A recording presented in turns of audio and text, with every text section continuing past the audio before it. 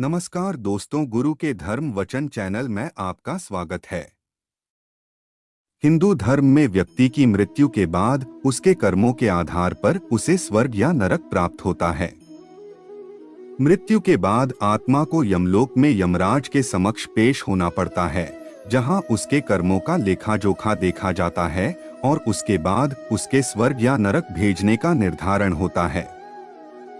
लेकिन क्या आप जानते हैं, बच्चों की मृत्यु के बाद उनकी आत्माओं को नरक में नहीं भेजा जाता है, उनको केवल स्वर्ग ही प्राप्त होता है। आइए जानते हैं, बच्चों की आत्मा को स्वर्ग क्यों भेजा जाता है। स्वर्ग लोक में जाती हैं बच्चों की आत्माएं। पंडित इंद्रमणि घनश्याल बताते हैं कि शास्त्रों में बच्चों की आत्माओं को स्वर्ग में भेजने की एक कथा का वर्णन मिलता है, जिसके अनुसार जब स्वयं विष्णु जी ने स्वर्ग लोक के द्वार पर आकर मृत बच्चों की आत्मा को स्वर्ग लोक के अंदर आने की बात कही, तब बच्चों की आत्माओं ने विष्णु जी से कहा कि वो सब अपने माता पिता के साथ ही स्वर्ग लोक में प्रवेश करेंगे।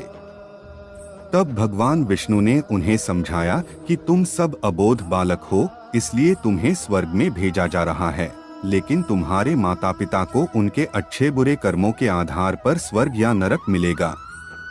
तब बच्चों की आत्माओं ने विष्णु जी से कहा कि उन्हें भी उनके माता पिता के साथ ही स्वर्ग लोक या नरक लोक में भेज दें। बच्चों की ऐसी भोली बातें सुनकर विष्णु जी ने सभी बच्चों के माता पिता के बुरे कर्मों को माफ कर उन्हें भी बच्चों के साथ स्वर्ग लोक में ही भेज दिया।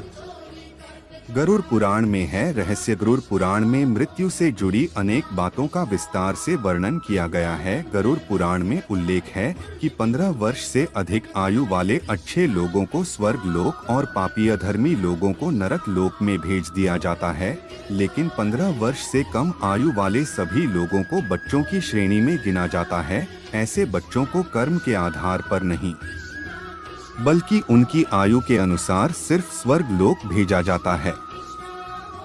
माना जाता है कि 15 वर्ष से कम आयु के बच्चे भोलेपन के कारण गलतियां करते हैं।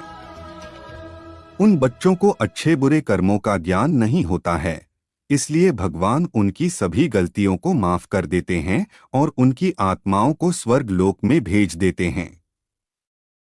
दोस्तों, आज के लिए इतना ही। अगर वीडियो अच्छा लगा हो तो चैनल लाइक, शेयर और सब्सक्राइब करें।